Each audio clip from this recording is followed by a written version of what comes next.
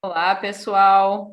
Vamos dar continuidade na nossa semana da nutrição clínica e a nossa aula de hoje vai ser sobre nutrição em hemodiálise. E para a gente falar sobre hemodiálise, é importante falar um pouquinho sobre a fisiopatologia renal. Quais são as funções do rim? O rim tem diversas funções.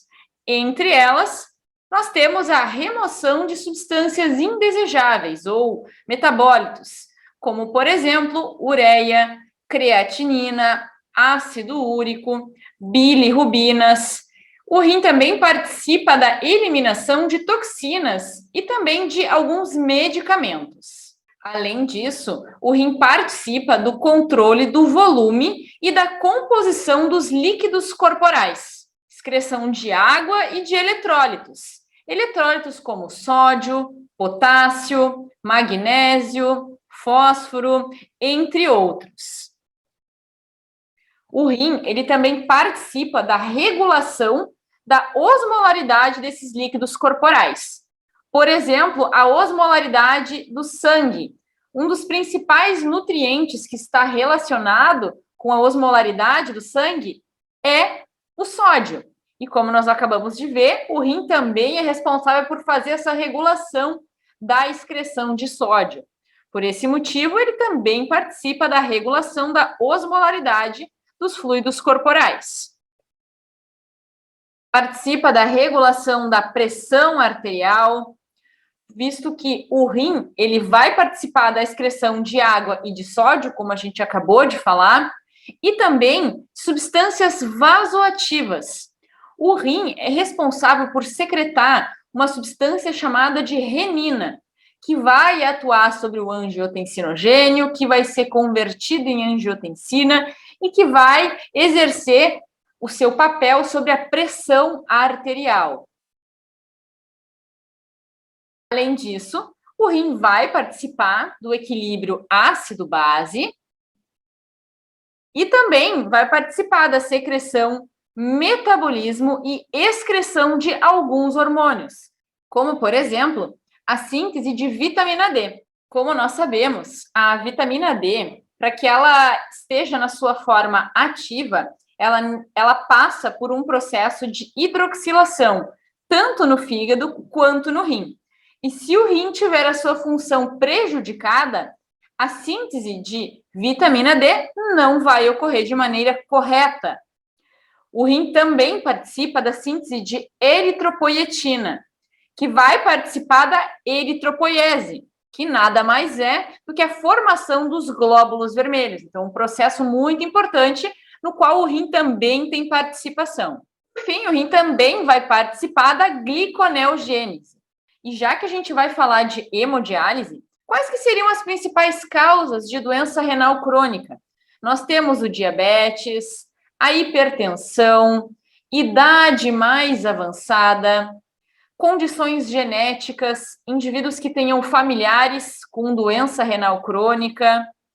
Além disso, infecções recorrentes de trato urinário, algumas doenças cardiovasculares, doenças autoimunes e também o uso de alguns medicamentos que tenham potencial nefrotóxico, ou seja, que possam ser tóxicos para o rim. E como que a gente pode classificar a doença renal crônica? A doença renal crônica ela é classificada em 5 estágios. Ela é classificada de acordo com a taxa de filtração glomerular. No estágio mais inicial, que é o primeiro estágio, o paciente apresenta uma taxa de filtração glomerular maior ou igual a 90. Já no estágio 2, essa TFG, ou taxa de filtração glomerular, vai variar de 60 até 89. Num terceiro estágio, quando o paciente já tem uma doença renal crônica moderada, esse indivíduo vai apresentar uma TFG de 30 a 59. No quarto estágio, essa TFG vai baixar, variando de 15 a 29, sendo já uma doença renal crônica no estágio mais severo. E, por fim, no estágio 5, nós vamos ter a falência renal, que é quando um paciente apresenta uma TFG menor do que 15. E aqui nós vamos ter os pacientes que vão realizar a diálise. E o que é a hemodiálise? Ela é um processo no qual um rim artificial, no caso uma máquina, é utilizado para depurar o sangue. E ele vai retirar todos os metabólitos e os líquidos em excesso. Os metabólitos, aqueles que a gente citou lá no início da aula. Normalmente, quem faz hemodiálise faz numa frequência de 3 vezes por semana. Mas é claro que isso pode variar. E a duração da realização da hemodiálise normalmente é de 4 horas. Mas isso também pode variar de acordo com o paciente, de acordo com a condição clínica, de acordo com vários fatores. Quando o paciente vai realizar uma hemodiálise, ele precisa ter 2 acessos. Um acesso pelo qual o sangue vai sair e outro acesso pelo qual o sangue vai retornar para o corpo. Esse sangue ele vai passar por um dialisador, que tem uma membrana semipermeável. E é essa membrana que vai ser responsável por fazer essa filtração do sangue, desses metabólitos, como sódio, potássio, ureia, glicose. Então, esse dialisador vai fazer essa função de retirar todos esses metabólitos que vão se acumular e vão ficar em excesso no sangue. Mas aqui eu gostaria de destacar que o processo de hemodiálise não substitui a função endócrina do rim. Aqui eu trouxe um gráfico que é do Censo Brasileiro de Diálise. Esse censo ele foi realizado de 2009 a 2018. Ele é realizado pela Sociedade Brasileira de Nefrologia. É uma pesquisa online que é realizada no Brasil com os centros de diálise que estão ativos. Nesse caso, eles avaliaram os pacientes que estavam em tratamento dialítico. E o que é que se observou? Que o número estimado de pacientes em diálise crônica ao longo destes anos veio aumentando progressivamente. E, além disso, o censo brasileiro traz como é que é a distribuição de pacientes que estão realizando diálise de acordo com a doença de base que levou à necessidade de se realizar a hemodiálise. E aqui, com base nesse gráfico, nós podemos observar que as 2 principais doenças responsáveis por fazer com que o paciente necessite de diálise, são as 2 doenças que a gente já havia citado lá no início da aula, que é a diabetes e a hipertensão, mas também as glomerulonefrites. Esse censo nos traz como que é a distribuição dessa população. Existe uma predominância do sexo masculino, 58% dos indivíduos. Em relação à idade, 41,5% dos indivíduos tinham idade entre 45 e 64 anos. E pouco mais de 40% apresentava sobrepeso ou obesidade, de acordo com o índice de massa corporal. Agora nós vamos falar um pouco sobre os aspectos nutricionais que estão relacionados à doença renal crônica. E o primeiro deles é a presença de desnutrição, que é tão frequente neste grupo de indivíduos. A desnutrição, ela normalmente é muito comum em pacientes com doença renal crônica, e essa prevalência, bem como a gravidade dessa desnutrição, elas estão relacionadas com o aumento do tempo de hemodiálise. E quando eu falo aumento do tempo, eu não me refiro ao aumento do tempo em horas. Um paciente que faz 3 horas, 4 horas ou 5 horas. Eu me refiro ao tempo no qual o paciente já está realizando diálise, por exemplo, há meses ou anos. Quanto mais tempo esse paciente estiver realizando hemodiálise, maior é o risco desse paciente desnutrir. E qual que seria o motivo dessa desnutrição? A desnutrição vem devido ao acúmulo de substâncias que ocorrem entre as sessões de hemodiálise, ao acúmulo dos metabólitos que são tóxicos para o ser humano, devido ao aumento da ocorrência de acidose metabólica, o indivíduo permanece num estado inflamatório mais elevado. Um dos motivos é que quando o sangue entra em contato com o dialisador, isso já gera uma resposta inflamatória. Um outro fator bem importante é a diminuição da concentração de aminoácidos e também de nutrientes no plasma, visto que o paciente faz, quando o paciente realiza hemodiálise, se perdem muitos nutrientes durante esse processo de diálise.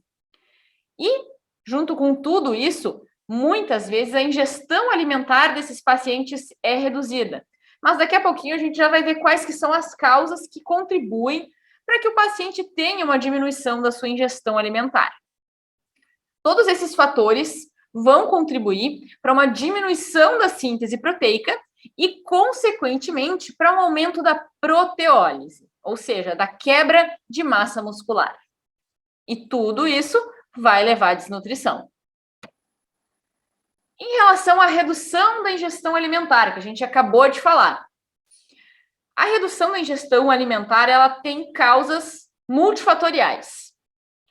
Uma delas é o aumento da concentração sérica de ureia, a uremia, e esse aumento da concentração sérica de ureia pode ocorrer ou porque pela própria função do rim, ou porque a própria diálise ela não foi bem realizada. O paciente muitas vezes tem uma diminuição da sensibilidade ao sabor. Existem aspectos emocionais e também psicológicos que estão envolvidos com o processo. É um paciente que tem que parar a sua vida, ele é dependente de uma máquina, então existem muitos aspectos emocionais e psicológicos que vão afetar o paciente. O planejamento alimentar, esses pacientes acabam tendo muitas restrições alimentares. E a gente também vai ver um pouquinho disso nessa aula mais adiante. E muitas vezes o sedentarismo, porque esses pacientes acabam tendo mais dificuldade de realizar atividades físicas. Então, todos esses são fatores que vão contribuir para a redução da ingestão alimentar. E qual que seria o objetivo da terapia nutricional nestes pacientes? O objetivo da terapia nutricional é atuar na manutenção e ou na recuperação do estado de saúde, manter o equilíbrio ácido-básico, o equilíbrio hidroeletrolítico, e quando eu falo hidroeletrolítico, eu me refiro aos eletrólitos que a gente citou anteriormente, a questão da água, são pacientes que fazem muita retenção hídrica, então a gente tem que atuar nesse manejo, e também manter o equilíbrio das concentrações séricas de vitaminas e minerais. Então, com base nisso, né, a gente tem como objetivo minimizar o catabolismo proteico desses pacientes. E quando a gente vai fazer uma avaliação nutricional de um paciente que é doente renal crônico, que realiza hemodiálise, o que a gente tem que prestar atenção? A ingestão alimentar é um ponto muito importante de ser avaliado. E essa ingestão ela deve ser avaliada tanto do ponto de vista quantitativo quanto qualitativo. Por esse motivo, é interessante realizar um registro alimentar, que deve ser realizado com pelo menos 3 dias com esses pacientes.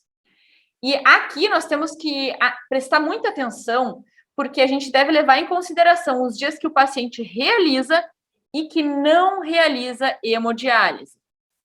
Além disso, é importante a gente avaliar o apetite do paciente, visto que ele pode estar reduzido devido a todas essas alterações metabólicas que a gente acabou de citar. Em relação à antropometria, nós temos que ter muita atenção. Quando nós vamos avaliar o peso do paciente, nós temos que avaliar o peso atual, e esse peso atual deve ser sempre aferido após o término da sessão de hemodiálise, que é quando o paciente vai ter o seu peso seco. Nós temos que avaliar também o peso do paciente quando ele chega na diálise, porque o ganho de peso máximo interdialítico, ou seja, entre as sessões de diálise, ele deve variar de 3% até 5% do peso seco. Quanto mais peso esse paciente ganhar, pior vai ser para ele. Então, é importante que a gente avalie o peso quando ele chega na sessão, para ver quanto que ele ganhou de uma sessão para outra, e avaliar o peso após o término da sessão. E quando a gente vai conhecer esse paciente, também é importante a gente avaliar o peso usual, para saber como é que o peso dele vem se comportando ao longo do tempo. Se esse paciente estiver perdendo peso, a gente já sabe que a terapia nutricional deve ser hipercalórica. Por esse motivo, é tão importante avaliar o peso com muito cuidado. Vamos avaliar a estatura, o índice de massa corporal, fazer a classificação desse índice de massa corporal, porque também é um parâmetro que nós vamos utilizar. Analisar a circunferência do braço desse paciente. E aqui é importante a gente avaliar o braço contrário da fístula e também das dobras cutâneas. Em relação aos exames bioquímicos, também é muito importante a gente avaliar os níveis séricos de albumina, que na maior parte das vezes acabam por estar diminuídos, visto que muitos desses pacientes apresentam um elevado estado inflamatório. É importante avaliar também os níveis séricos de ureia e de creatinina. Os níveis séricos de ureia e de creatinina, eles podem estar tanto reduzidos quanto aumentados. Se os níveis séricos estiverem muito elevados, pode ser um indicativo de que o paciente não está tendo uma ingestão adequada ou a diálise não está sendo efetiva. Mas se os níveis estiverem muito abaixo do recomendado, isso também pode ser um indicativo de que o paciente não está tendo uma boa ingestão alimentar ou que ele tem uma baixa reserva muscular, especialmente em relação à creatinina. Para avaliar o risco nutricional desses indivíduos, nós temos a avaliação subjetiva global modificada, que é uma avaliação subjetiva global específica para pacientes com doença renal crônica. Além disso, é muito importante nós avaliarmos o trato gastrointestinal, ou seja, questionar esse paciente se ele vem apresentando náuseas, vômitos, diarreia, se ele tem distensão abdominal ou qualquer outra condição que atrapalhe a ingestão alimentar ou seu estado nutricional. E, por fim, avaliar também as medicações que esse paciente está utilizando. Se ele está usando suplementos, vitaminas ou qualquer outro medicamento. Agora, em relação às recomendações nutricionais. Do ponto de vista calórico, a recomendação é que esses pacientes tenham uma ingestão de 25 até 35 calorias por quilo por dia. Mas é claro que isso vai sofrer influência de diversos fatores, como, por exemplo, o sexo, a faixa etária do indivíduo, qual que é o grau de atividade física, a composição corporal, qual que é a meta de peso desse paciente. Ele está abaixo do peso? Ele está acima do peso? De acordo com esta meta, nós vamos traçar o alvo calórico. E também, muito importante, qual que é a demanda metabólica deste paciente. Esse paciente pode ter somente uma doença renal crônica ou ele pode ter uma doença renal crônica associada a uma doença oncológica.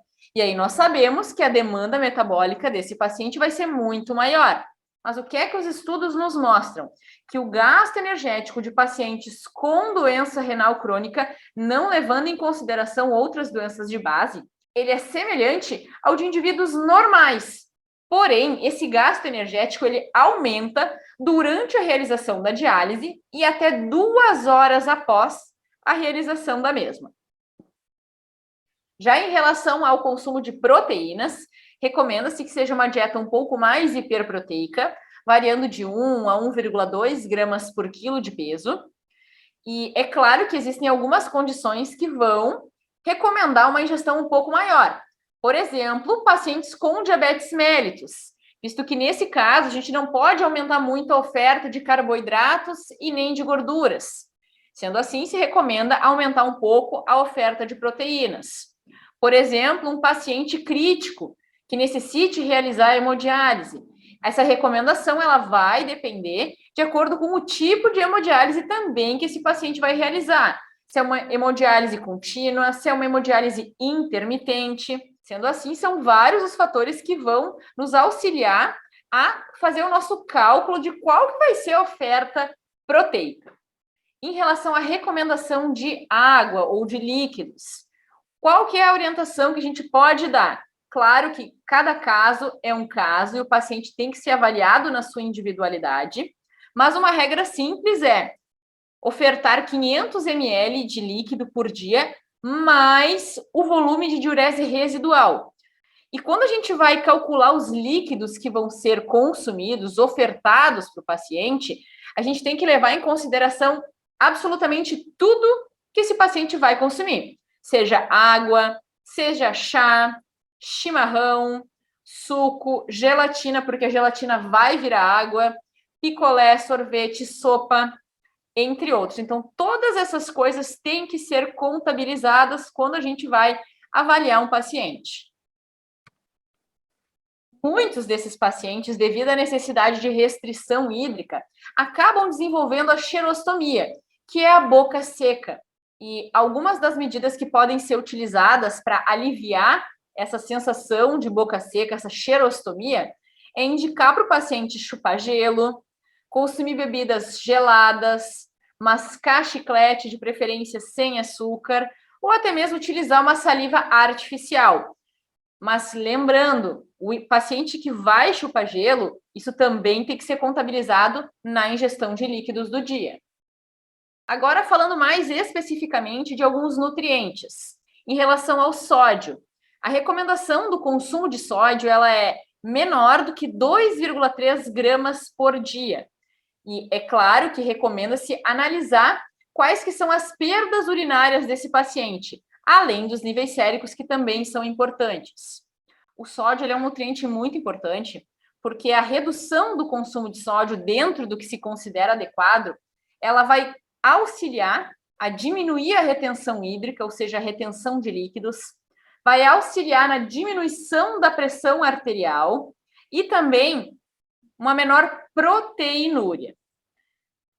Um outro nutriente muito importante é o potássio. Existe uma recomendação de que se consuma menos do que 70 mEq, ou em torno de 3 gramas por dia.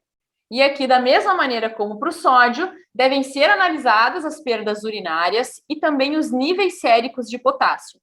E aqui eu gostaria de chamar muito a atenção para a ocorrência de hipercalemia, que é o aumento dos níveis séricos de potássio.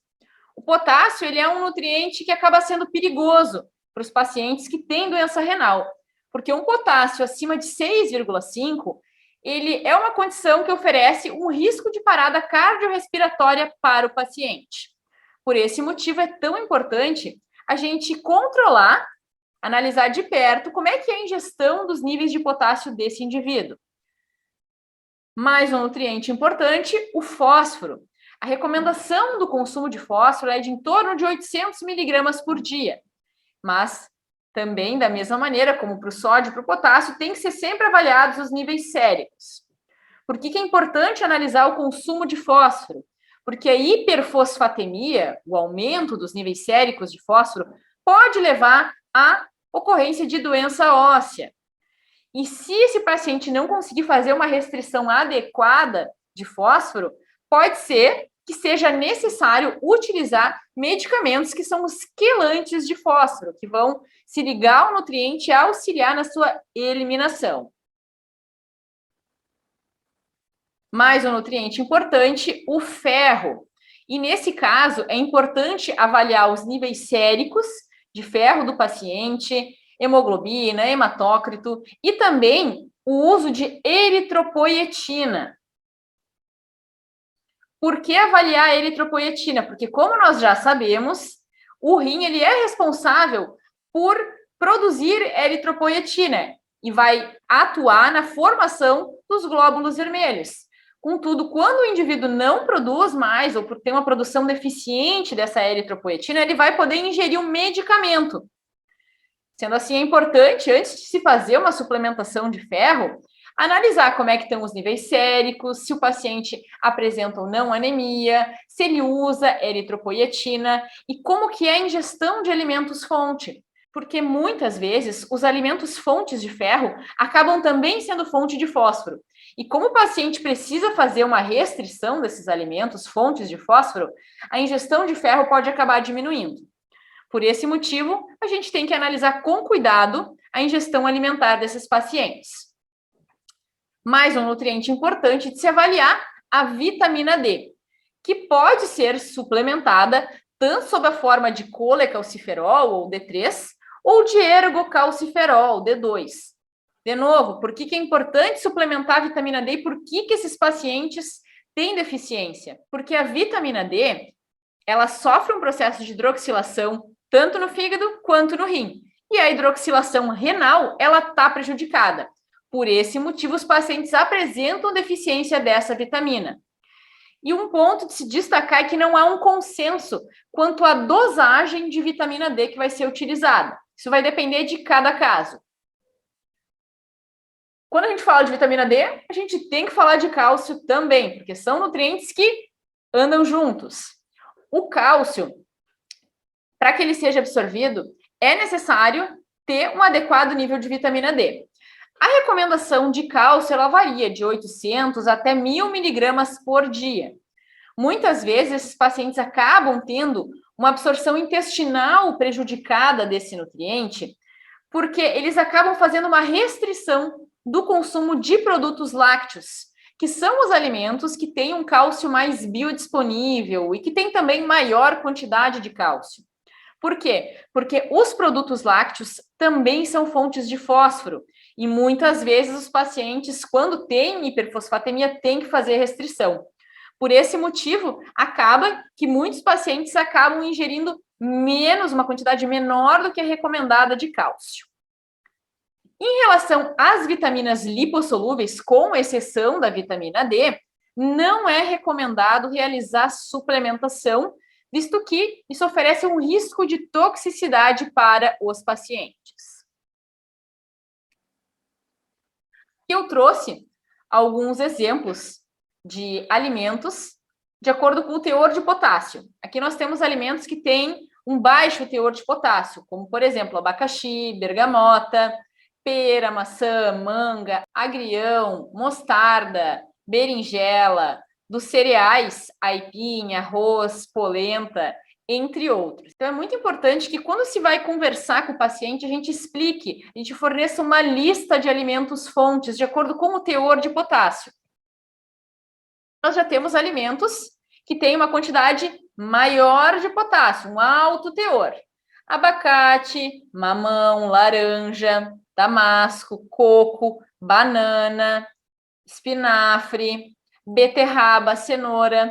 E em relação à beterraba e à cenoura, especificamente se recomenda consumir somente se for cozido. A gente já vai explicar para vocês.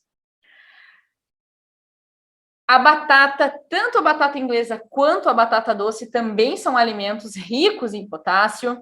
E as leguminosas, como ervilha, lentilha, feijão, grão de bico, entre outros. E aqui nós temos alguns alimentos com um teor muito alto de potássio. Então, nós tínhamos o baixo teor, o alto e o muito alto. E aqui nós podemos citar o café preto, chá mate, as oleaginosas, castanha de caju, castanha do Pará, amendoim, amêndoas, entre outros. Também os alimentos integrais, nesse caso, cereais integrais, como, por exemplo, arroz integral, pão integral, massa integral. Nesse caso, esses alimentos, eles têm um teor muito elevado de potássio. E também o chocolate. E aqui vai uma dica para auxiliar na redução do teor de potássio nos alimentos, que é cozinhar e desprezar a água mais de uma vez. Então, coloca o alimento na panela, dá uma primeira fervida, despreza essa água e coloca uma água nova. Isso pode ser feito 1, 2 ou até 3 vezes. E aqui eu trago uma lista de alimentos fontes de fósforo. Como nós vimos, esses são 2 nutrientes que a gente tem que ter um pouquinho mais de atenção. Entre as principais fontes de fósforo, nós temos as carnes, carne de gado, frango, suína, peixe, mariscos também, leites e derivados como iogurte, queijo, requeijão, creme de leite, nos ovos, mais especificamente a gema do ovo, as leguminosas, feijão, ervilha, lentilha, grão de bico, as oleaginosas, como as amêndoas, castanhas, semente de abóbora e de girassol, os refrigerantes, especialmente os do tipo cola, têm uma quantidade muito alta de fósforo, e também os alimentos embutidos. E aqui eu gostaria de chamar a atenção para vocês. Quando vocês vão orientar um paciente que tem uma doença renal crônica, que realiza hemodiálise, nós temos que ter muito cuidado com a carambola. A carambola é uma fruta que ela tem uma toxina. Para quem tem um rim funcionante, isso não é um problema, porque o rim consegue eliminar. Mas quem tem uma doença renal e que realiza hemodiálise não consegue eliminar a toxina. Isso pode permanecer no corpo e ser muito prejudicial para o paciente. Sendo assim, orientem os pacientes de vocês para terem muito cuidado ao consumir carambola. Quando o paciente não consegue ter uma ingestão alimentar adequada, isso é muito frequente, porque como vocês podem ver, a alimentação acaba ficando muito restritiva, porque o paciente tem que cuidar com o potássio, tem que cuidar com o fósforo, e isso acaba limitando o consumo de muitos alimentos. Sendo assim, muitas vezes é necessário fazer o uso de algum suplemento, se esse paciente não estiver conseguindo se alimentar. O que a gente mais recomenda é a utilização de suplementos específicos para pacientes que realizam hemodiálise. Mas também podem ser utilizados suplementos que contenham proteína ou que contenham maltodextrina. Mas aqui a gente tem que ter muito cuidado. Por quê? Porque muitos desses suplementos que contêm proteína têm um teor muito elevado de potássio e de fósforo. Então a gente tem que prestar muita atenção na composição desse suplemento que vai ser recomendado. E o suplemento de maltodextrina deve se atentar para o consumo em relação ao consumo de carboidratos, porque esses pacientes também não podem ter uma glicose muito elevada. Sendo assim, a gente tem que ter muito cuidado ao se utilizar este tipo de suplemento. O mais recomendado é o suplemento específico para paciente em hemodiálise. Como vocês podem ver, a atuação do nutricionista junto de um paciente que realiza hemodiálise, ela é muito complexa, porque existem muitos fatores que têm que ser avaliados. A gente tem que ver o que o paciente consegue ingerir, o que ele tem para ingerir do ponto de vista, inclusive, econômico. O que esse paciente consegue comprar do que a gente vai orientar, o que ele vai conseguir comer, como é que são os exames desse paciente, com que frequência ele realiza hemodiálise, como que são essas sessões. Sendo assim, a terapia nutricional num paciente que realiza hemodiálise, ela é como se fosse um quebra-cabeça.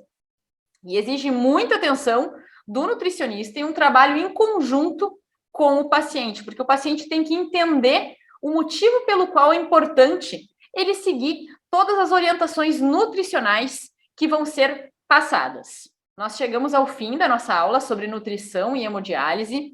Eu espero que vocês tenham gostado do conteúdo. Eu tentei abordar ele de maneira bem breve, porque é claro que nós poderíamos ficar muito tempo falando por aqui. Mas a ideia foi trazer um resumo para vocês. Caso vocês tenham dúvidas, aqui eu deixo o meu Instagram e o meu e-mail.